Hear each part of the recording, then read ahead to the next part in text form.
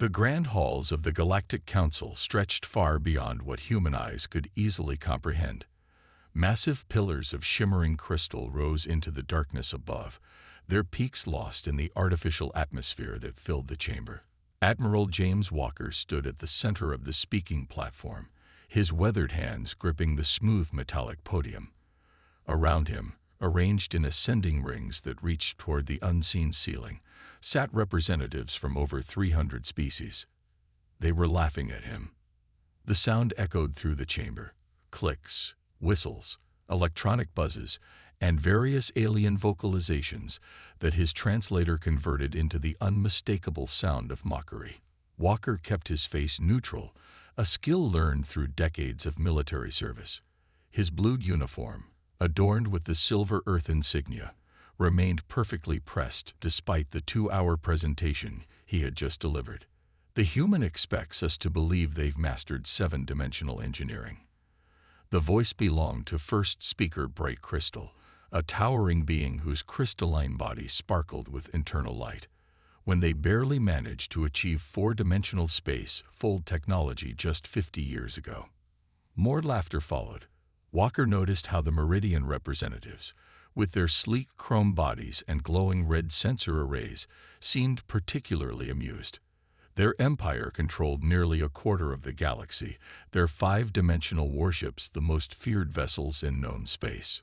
"We have submitted our research papers and theoretical frameworks," Walker replied, his voice steady. "The mathematics are sound." Mathematics. Second speaker Dark Wind, a being of living vapor, swirled in what Walker's translator indicated was the equivalent of a dismissive gesture. Any primitive species can write equations.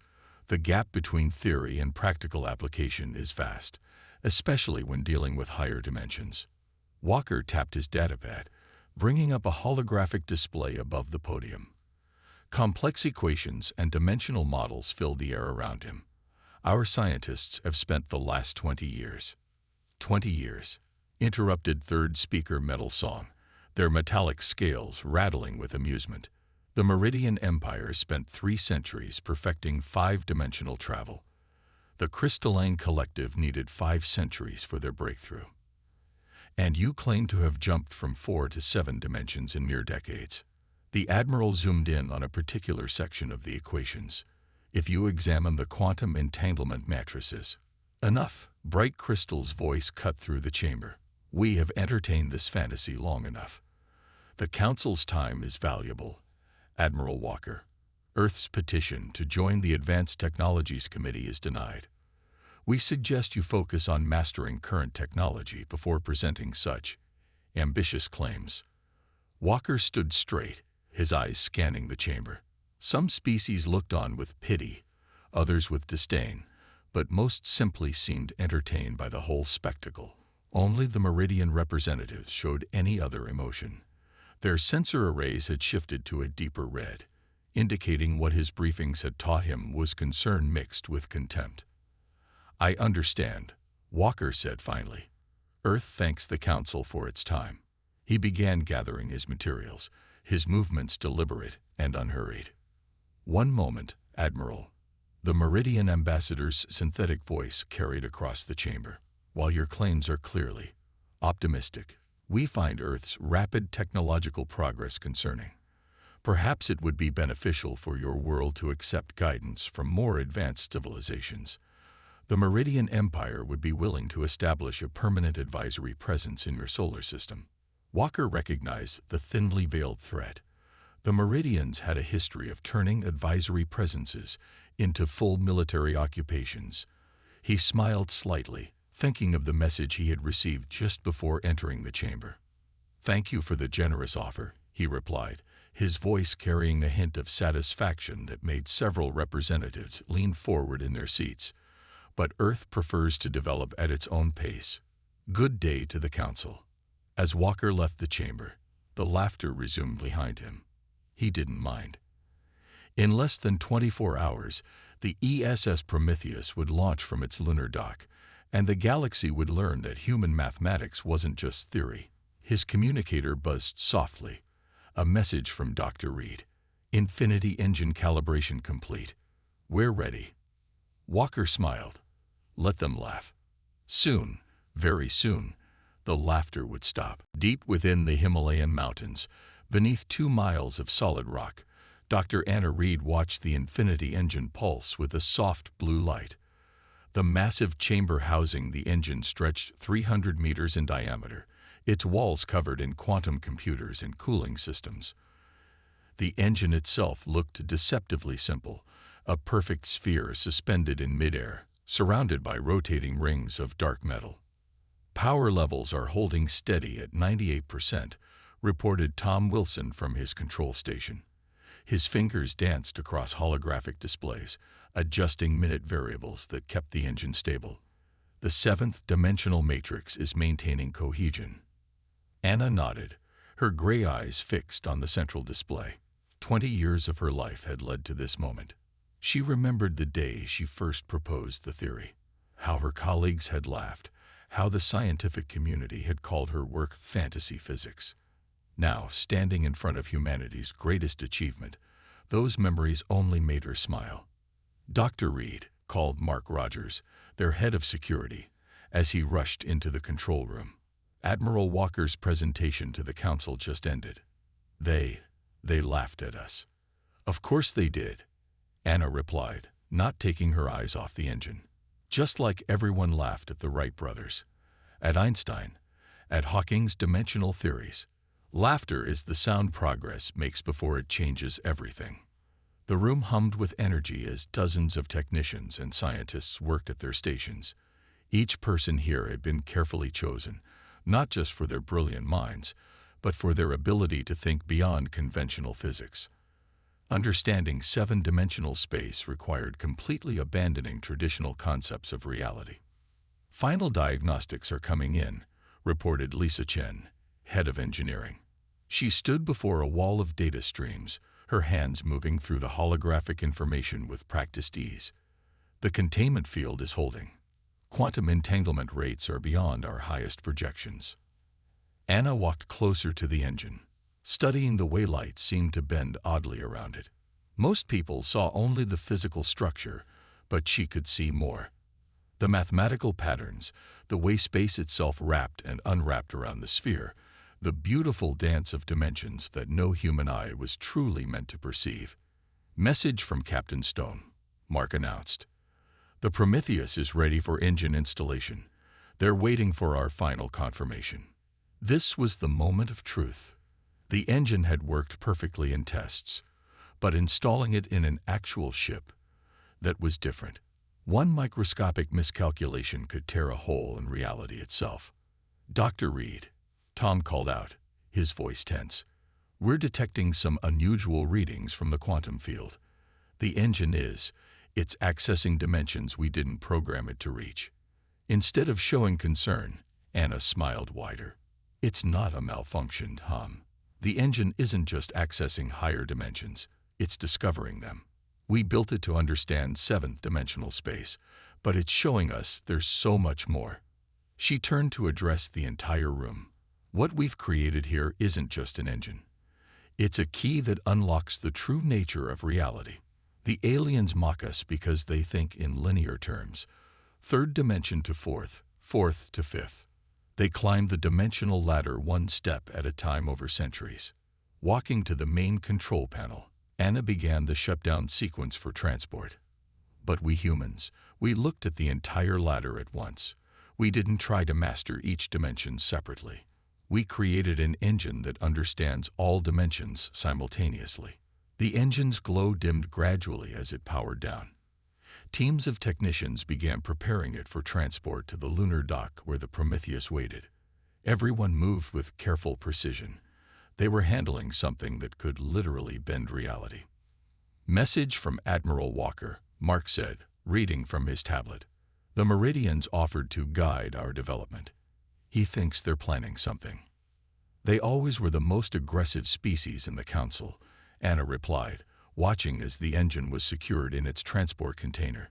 Let them plan. They think they're dealing with primitive humans playing with toys we don't understand. She placed her hand on the container, feeling the faint hum of power still emanating from within. Soon they'll learn that humanity's greatest strength isn't our technology. It's our ability to imagine what others think impossible and then make it real. The container was sealed, ready for transport.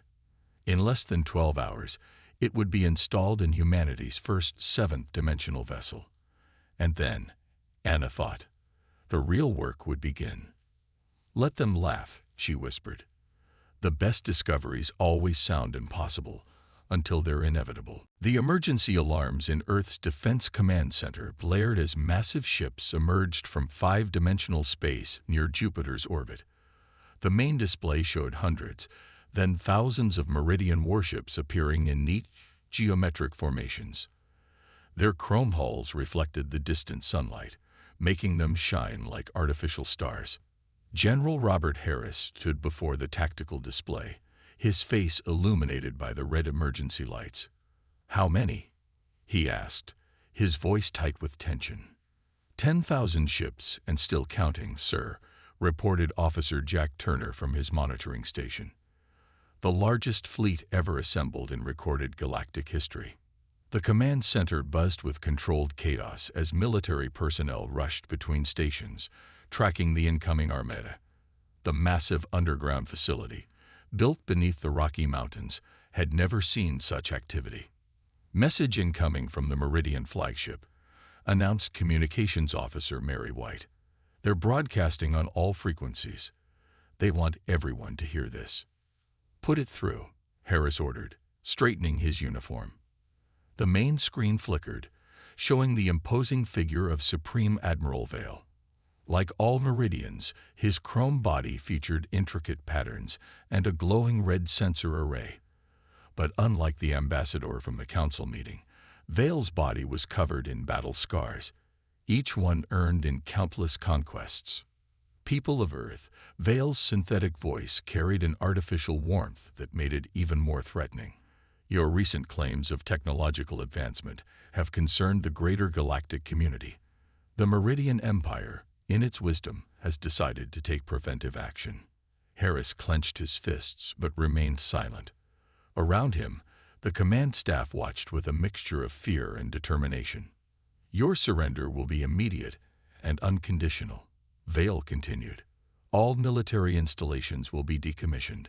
All research facilities will be placed under Meridian control. Your resources will be managed by our administrators for the greater good of the galaxy." "Sir," Turner whispered urgently, "their fleet is deploying into attack formation. Multiple weapon systems are powering up." Vale's red sensors glowed brighter. "You have 1 Earth hour to comply. Any resistance will be met with immediate and total destruction of your military capabilities. If necessary, we will reduce your cities to ash to ensure compliance." The screen went dark, leaving the command center in tense silence. "Get me Admiral Walker," Harris ordered, "and contact Lunar Base. I want to know if the Prometheus is ready." "Sir," Officer White called out, "the Galactic Council is broadcasting. They're declaring this an internal security matter. They're giving the Meridians full authority to stabilize the situation." Harris laughed bitterly. "Of course they are. The Council gets to eliminate a potential rival while keeping their hands clean." He turned to his staff. "Status of planetary defenses." "All stations reporting ready," Turner responded.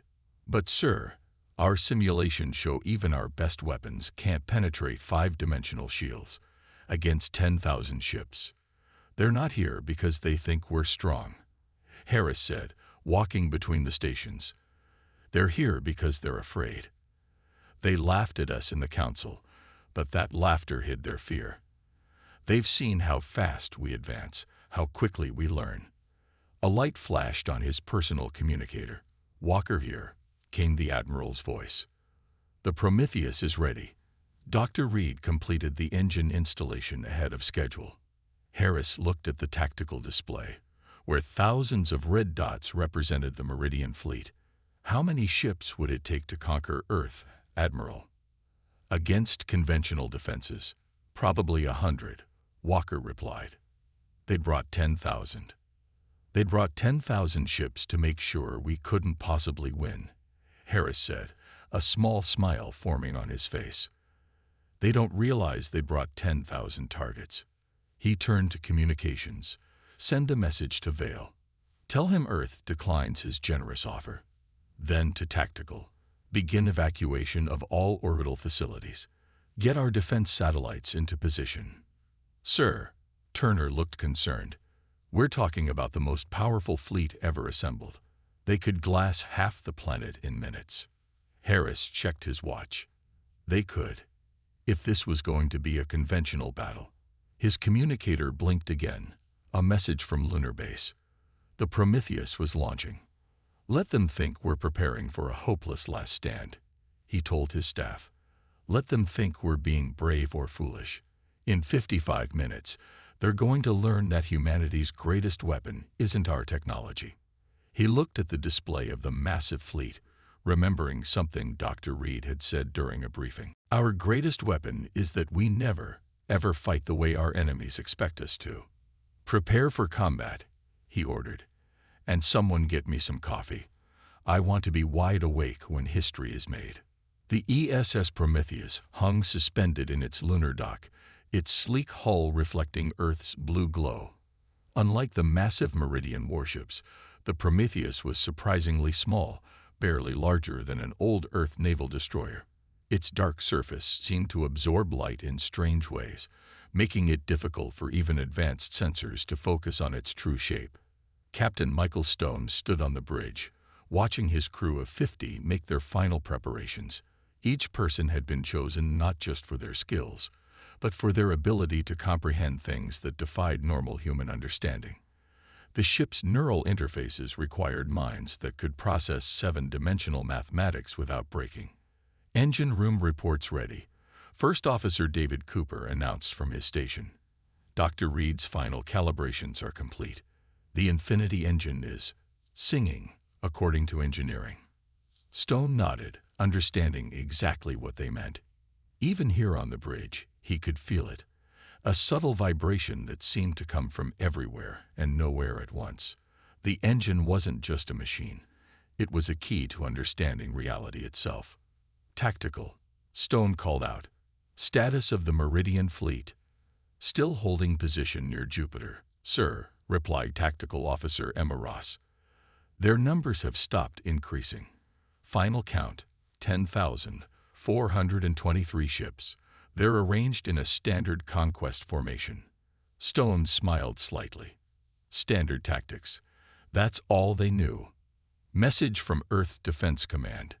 Communications Officer Peter Wright announced. General Harris reports all orbital facilities have been evacuated. We are cleared to launch. We have. He checked his display. 32 minutes until the Meridian's deadline.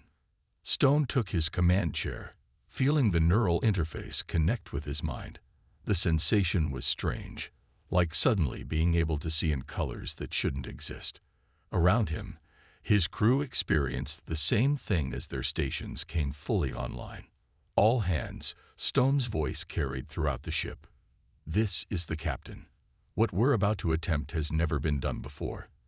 The Infinity engine will allow us to exist in 7 dimensions simultaneously.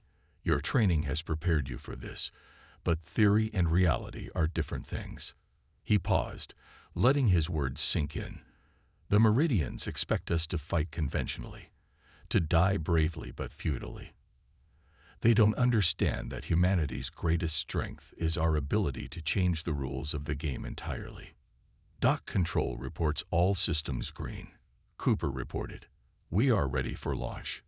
Stone straightened in his chair. Release docking clamps. Take us out, nice and slow. The Prometheus slid smoothly from its lunar berth. As it cleared the dock, the ship's systems came fully alive. Displays showed information that shouldn't have been possible to display. Data about dimensional states that human language had no words for. Engine room reports the Infinity engine is at full power, Cooper said. All systems are functioning beyond expected parameters. Sir, Ross called from Tactical. The Meridians have detected our launch. Their long-range sensors are trying to scan us. They seem confused. Their readings can't make sense of our ship. Stone allowed himself a small grin. Of course they're confused.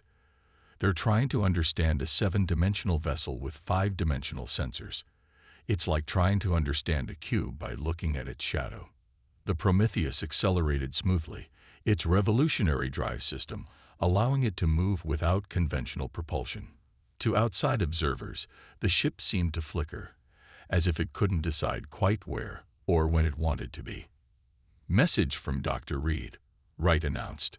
She says the engine's performance is exceeding all predictions. We're not just accessing higher dimensions, we're creating new ones. Time to show the galaxy what humanity can really do, Stone said. Set course for the Meridian Fleet. Let's introduce ourselves properly.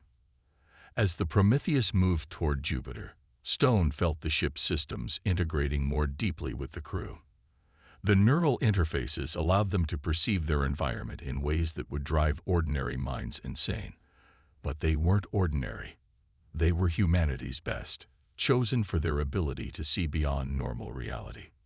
Sir, Ross reported with a hint of awe in her voice, the engine is giving us tactical options that shouldn't be possible.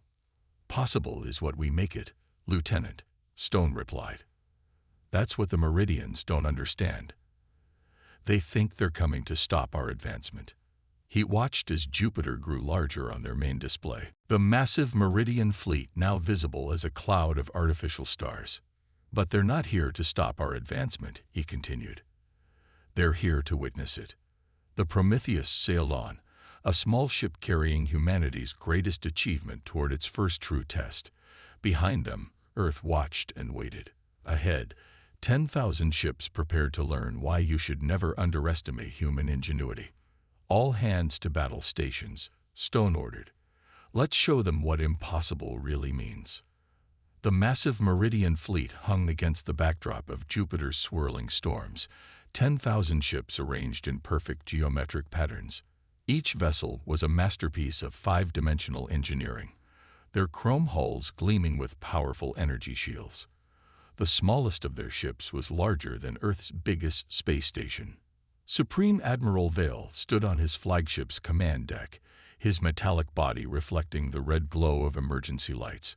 The ship's sensors were showing impossible readings from the approaching human vessel. What do you mean you cannot get a clear scan? Vale's synthetic voice carried a dangerous edge. It's one small ship. Apologies, Supreme Admiral. The sensor officer's chrome form shifted nervously.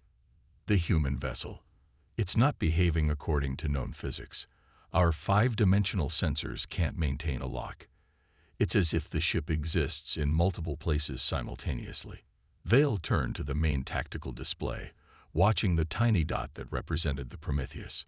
Their deadline was approaching, and instead of surrendering, the humans had sent a single ship against his entire fleet. Either they were insane, or maximum magnification on the human vessel, he ordered. The display zoomed in, but the image seemed to blur and shift, refusing to stay in focus. The ship's dark hull appeared to bend light around it in ways that shouldn't be possible. 10 minutes until deadline. Supreme Admiral reported his second-in-command. Vale's sensor array pulsed with irritation. Open a channel to their ship. Let's hear what these humans have to say before we destroy them. The communication screen flickered to life, showing Captain Stone sitting calmly in his command chair. Vale noticed strange displays behind him, showing information that made no sense to his advanced visual processors. Human vessel, Vale's voice boomed. You faced the largest fleet ever assembled. Your courage is noted, but futile. Surrender now, and we will spare your crew. Stone smiled slightly. Supreme Admiral Vale, your reputation precedes you. 300 conquered worlds, wasn't it? All of them using conventional weapons and tactics. Vale's metallic body straightened with pride. We have never lost a battle. Your one ship cannot hope to. Tell me, Admiral, Stone interrupted. In all those battles, did you ever face an enemy who could do this? The Prometheus flickered, and suddenly Vale's sensors screamed warnings. The human ship was somehow everywhere at once, surrounding his entire fleet, while still remaining in its original position. Impossible. Vale's voice thundered. No technology can. Seven-dimensional space makes a lot of things possible, Stone replied calmly. Your five-dimensional sensors can barely comprehend what they're seeing. Would you like a demonstration? Vale's sensor array flashed crimson. All ships, open fire. Destroy that vessel. 10,000 ships fired simultaneously, filling space with enough energy to shatter a planet. The Prometheus shifted, not moved, not dodged, but simply existed somewhere else while still being where it was. The massive barrage passed harmlessly through space. Interesting, Stone commented, as if observing a minor scientific curiosity. Would you like to see what our weapons can do? Don't worry, we're not going to destroy your ships. That would be uncivilized. The Prometheus pulsed with strange energy. Vale watched in horror as his fleet's weapons simply stopped working. Not damaged, not destroyed. They simply ceased to exist in normal space-time. What? What are you doing? Vale demanded, his artificial voice showing fear for the first time in centuries. Changing the rules, Stone replied. Your ships are now locked in normal space. No more five-dimensional jumps. No more advanced weapons. Don't worry, life support and basic functions still work. We're not monsters. Vale's mighty fleet, the pride of the Meridian Empire, hung helpless in space. Their advanced technology, developed over centuries, had been neutralized in seconds by a single human ship. The deadline's passed. Admiral Vale, Stone said, but we're willing to offer better terms. Return to your empire. Tell them what you've seen here. Tell them that Earth doesn't want war. We want peaceful cooperation. But if anyone tries to bully us again. The Prometheus flickered once more, briefly appearing inside every Meridian ship simultaneously, while still maintaining its position. Well, Stone continued, let's just say we're still learning what the Infinity Engine can really do. The choice is yours, Admiral. War or peace. Vale looked at his helpless fleet, at the impossible human ship, and at his useless weapons. For the first time in his long military career, he understood true fear.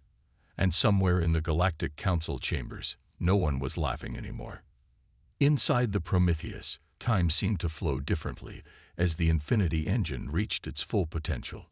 Captain Stone watched his crew work, their minds linked to the ship through neural interfaces that allowed them to perceive seven-dimensional space. The bridge hummed with energy that existed in multiple dimensions simultaneously. Engine status, Stone asked, feeling the strange vibrations through his command chair. Sir, you need to see this. First Officer Cooper's voice held a note of awe.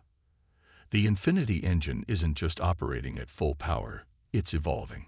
The main display showed data that would have driven ordinary minds insane. The engine was creating new dimensional spaces, weaving reality into patterns that shouldn't have been possible. Dr. Reed's voice came through the communications system, excited and breathless. Captain, the engine is exceeding all our projections, she explained. It's not just accessing 7 dimensions anymore. It's learning, growing, understanding reality in ways we never imagined. Through the neural interface, Stone could feel it too. The ship wasn't just a vessel anymore. It was becoming something more. Each crew member felt their consciousness expand as the engine's power grew, allowing them to perceive reality in entirely new ways. Sir, Tactical Officer Ross reported, her eyes wide with wonder, I can see everything. Every possible move the Meridian fleet could make, every potential future, all at once. It's beautiful. The Prometheus hung in space, surrounded by the helpless Meridian fleet. But to the crew's enhanced senses, they could see so much more. The fabric of space-time itself was visible to them now, a complex tapestry they could manipulate at will. Engineering reports the engine is creating stable micro-universes, Cooper announced. We're not just moving through dimensions, we're creating new ones. The possibilities are infinite. Stone stood from his chair, watching as reality itself seemed to bend around their ship.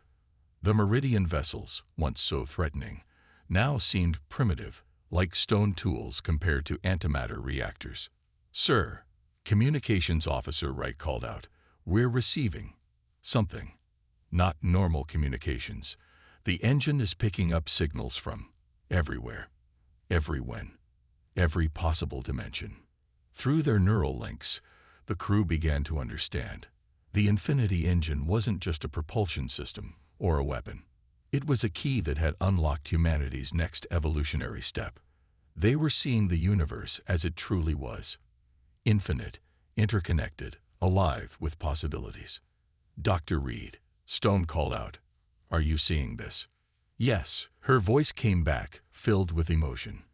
"This is what I saw in the equations 20 years ago.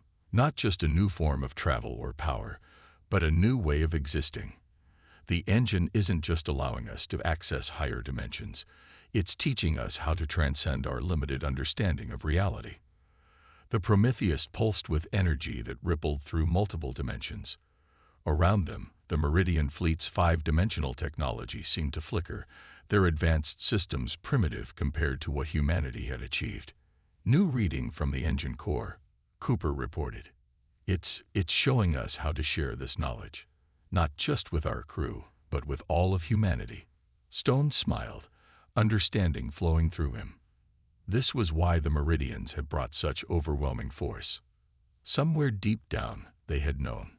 They had sensed that humanity was on the verge of something revolutionary. "Send the data back to Earth," he ordered. "All of it. Let our scientists see what we've discovered here." Through the ship's enhanced sensors, they could see the shock and awe radiating from the Meridian vessels. Their enemy had expected to find a primitive species playing with technology they didn't understand. Instead, they had witnessed humanity's first step into a reality they had never dreamed possible. "Message from Admiral Vale," Wright announced. He's asking for terms." Stone looked at his crew, seeing the same understanding in their eyes. They had not just won a battle. They had opened a door that could never be closed. Humanity had not just mastered 7 dimensions. They had learned to create new ones. "Tell the Admiral," Stone said, his voice calm but filled with purpose, "that the terms are simple. The galaxy needs to understand. The age of limiting ourselves to known physics is over. Humanity is ready to show everyone what's really possible." The Prometheus glowed with power that existed in dimensions beyond counting, a beacon of what humanity would become. The battle was over, but their journey was just beginning. The Galactic Council chambers had never been so quiet. Admiral James Walker stood at the same podium where just days ago he had faced mockery and laughter. Now representatives from over 300 species sat in stunned silence as they watched the recordings from Jupiter. The massive display showed the Prometheus, a tiny ship by their standards, neutralizing the most powerful fleet in known space without destroying a single vessel. The image flickered as the ship demonstrated abilities that defied conventional physics. "As you can see," Walker said calmly, "Earth's claims about 7-dimensional technology were not exaggerated. In fact, we underestimated its potential. First speaker bright crystal's crystalline form had lost some of its usual luster. This is unprecedented. The data we're receiving suggests your ship wasn't just operating in 7 dimensions. It was creating new ones." "Correct." Walker nodded. "The Infinity Engine evolved beyond our initial designs. It showed us that reality is far more complex and far more wonderful than any of us imagined." The council chamber's lights dimmed as Dr. Reed's hologram appeared beside Walker. She had insisted on being part of this presentation, even while coordinating the engine's developments back on Earth. What the Prometheus discovered, Reed explained, wasn't just a new form of technology. It was a new way of understanding existence itself. The engine showed us that dimensions aren't fixed. They can be created, shaped, and used to benefit all species. The chamber erupted in excited whispers. Species that had looked down on humanity days ago were now leaning forward, their various sensory organs fixed on the humans with intense interest. The Meridian Fleet, third speaker metal song scales clicked nervously. They've withdrawn from Earth's space. Supreme Admiral Vale accepted our terms, Walker confirmed. The Meridian Empire has agreed to peaceful cooperation. In fact, they've requested our help in understanding how their five-dimensional technology might be improved. And what are Earth's demands? Second speaker Dark Wind swirled anxiously. Surely after such a demonstration of power. Walker smiled. Earth has only one demand, that the age of mockery and division ends. We're not interested in conquest or dominance. What we discovered is too important to keep to ourselves. Dr. Reed nodded, her hologram gesturing to new displays showing complex mathematical equations. We're prepared to share our discoveries with all species who wish to learn. The Infinity Engine showed us that the universe is vast enough for everyone to grow, to evolve, to discover. The council chamber was silent again, but this time not from shock. Representatives looked at each other, ancient rivalries and prejudices suddenly seeming small compared to the possibilities being offered. There will be challenges, Walker continued. Learning to perceive and work with multiple dimensions isn't easy. It requires not just technological advancement, but evolution of thought itself. Earth is ready to help guide any species willing to take this journey. And those who refuse, someone called from the upper tiers, will be left behind. Reed answered simply, not by our choice, but by the natural progress of understanding. The universe is revealing its secrets to us. We can either embrace this evolution together or watch as others pass us by. Walker looked around the chamber, meeting the eyes, sensors, and other sensory organs of the assembled representatives. Days ago, you laughed at humanity's claims. You saw us as primitive, deluded, reaching beyond our grasp. Now you understand. It wasn't delusion that drove us, but vision. The main display showed new images, the Prometheus's crew sharing their experiences, Earth's scientists working to understand the engine's revelations, and the first steps of sharing this knowledge with other worlds. The choice is yours, Walker concluded. Earth extends its hand in friendship and cooperation. We offer to share not just technology, but a new way of seeing reality itself. The question isn't whether this change will happen. It's already beginning. The question is, will you join us in embracing it? One by one, the council representatives stood. Species that had never agreed on anything found themselves united in purpose. The age of division was ending, replaced by something greater, the shared journey into understanding reality's true nature. As Walker watched, he remembered the laughter that had filled this chamber days ago. Now that laughter was replaced by something far more valuable, hope, wonder, and the quiet recognition that humanity had changed the galaxy forever. The silence in the chamber wasn't just the absence of sound. It was the pause between one age and the next, the moment when everything changed. And in that silence, humanity's greatest victory was won not through force, but through the simple act of showing others what was possible.